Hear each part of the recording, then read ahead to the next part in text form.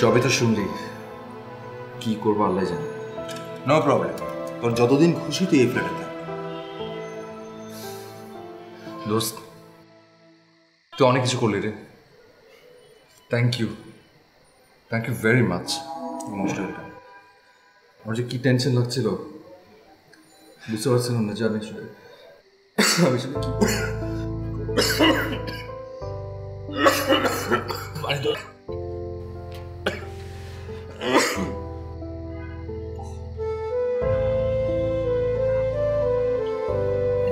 তুমি জ্বর কিনা, আমার খুব গাটা কেমন জানি লাগছে। গায়ে তো অনেক জ্বর। দেখি দেখি দেখি। হ্যাঁ, তোর তো গায়ে অনেক জ্বর। তুই এক কাজ কর, তুই রুমে যা, ফ্রেশ হয়ে ওষুধ খা যা। ভাই ওকে না একটু ডক্টরের কাছে নিতে হবে। আমি কয়েকটা দিন ধরে দেখেছি ওর গাটা গরম থাকে। রিনি, আমাকে টেনশন করছে, এটা সামান্য জ্বর। তুমি কোনো কথা বলবে না, আমি তোমার কোনো কথা শুনবো না। তোমাকে ডক্টরের কাছে যেতে হবে। ভাবি, কাল সকালে আমি ওকে হাসপাতালে নিয়ে যাচ্ছি। আর সকাল 9টার মধ্যে আমি আসবো, রেডি থাকবো। আচ্ছা ঠিক আছে, যা যা। ভাবি, দরজা লাগে। হ্যাঁ।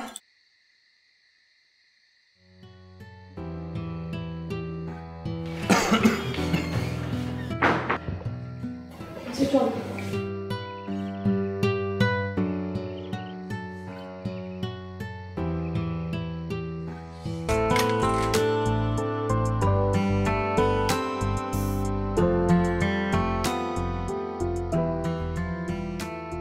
সারাক্ষণ একা একা বসে আছে, আর এতক্ষণে তোমার আসার সময় হয়েছে।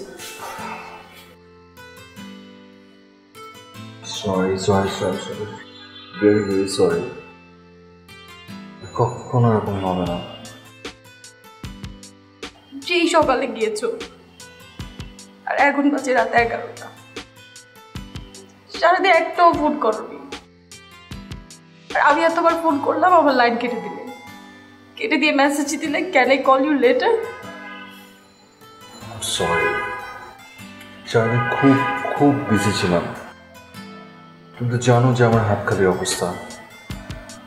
কয়েকজনের কাছে টাকা পাই, ওখানে দৌড়াতে দৌড়াতে তোমার ফোনটাই ধরা হয়নি, বাট আমার ধরা উচিত ছিল। আমি সরি। এমন করলে আমি চলে যাবো।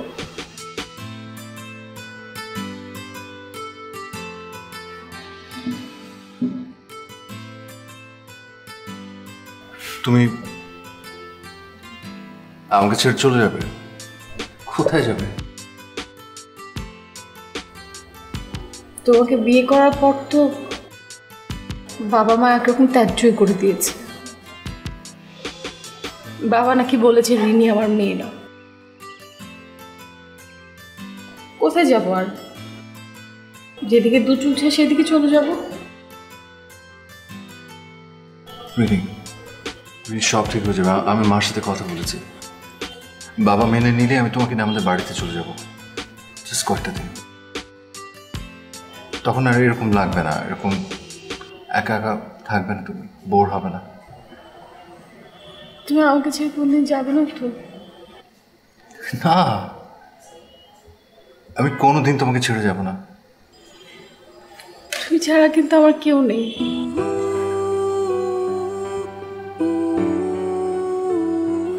আমি তোমাকে ছেড়ে কোনো দিন যাব না, কোনো দিন না। আচ্ছা জানো, এই ফ্ল্যাটটা না আমার খুব পছন্দ হয়েছে। আমাদের একসাথে থাকার প্রথম ফ্ল্যাট। তুমি আমাকে এরকম একটা ফ্ল্যাট কিনে দিবে? দেব, কিন্তু সময় লাগবে। প্রমিস? প্রমিস।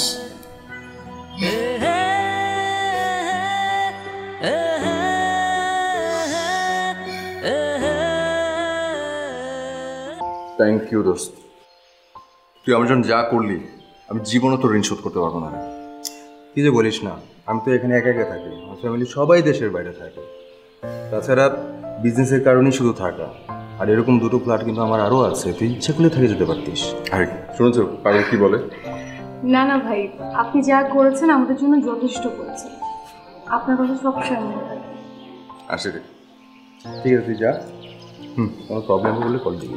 অবশ্যই অবশ্যই কল দেব। আয়, দরজা আটকে দে। যা।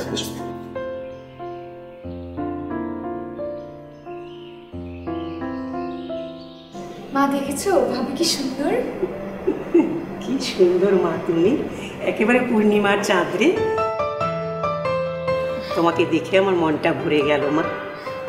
কিন্তু হুট করে বিয়ে করে ফেললি কোনো কিছু না জানিয়ে। মেয়েটাকে এখন কি দেই বলতো? চৈতি, আমার গলার চেনটা খুলে দে, আমি এটা পরাবো। কি মা?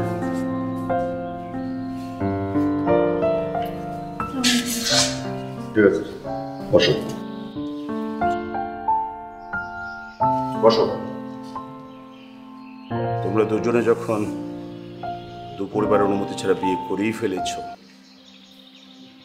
তখন তো আর এই ব্যাপারে বলার কিছু নেই। তবে কিছু কথা না বলি নয়। রিনির পরিবার যতদিন পর্যন্ত না তাদের সম্মতি আমাদের জানাবে, ততদিন আমরা আগ বাড়িয়ে তাদের সাথে যোগাযোগ করতে যাব না। আর আরেকটা কথা, তোমাদের বিয়ের যেহেতু কোনো অনুষ্ঠান হয়নি, সেহেতু তোমাদের দুজনে এখানে থাকা সোসাইটি ভালোভাবে নেবে না। আর আমাদের তো সোসাইটি নিয়ে থাকতে হবে, তাই নয় কি?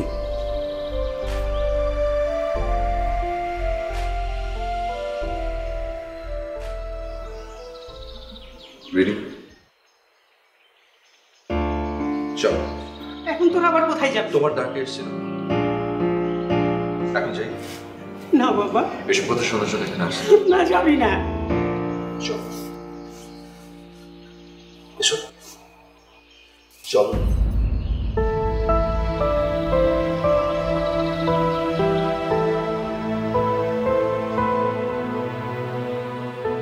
দিলে তো ছেলে মেয়ে দুটাকে তাড়িয়ে শান্তি হলো।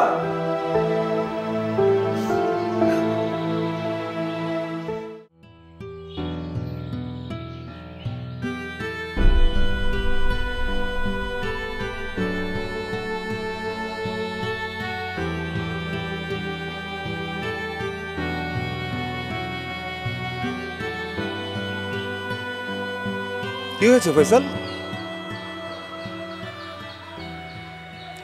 সে কি কাছিস কেন?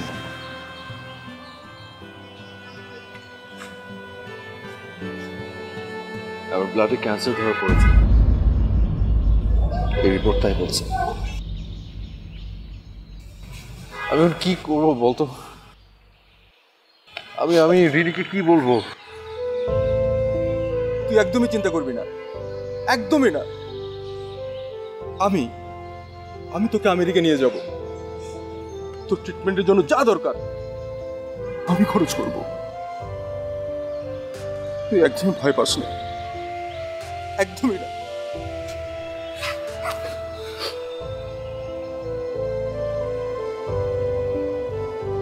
সব ঠিক হয়ে যাবে।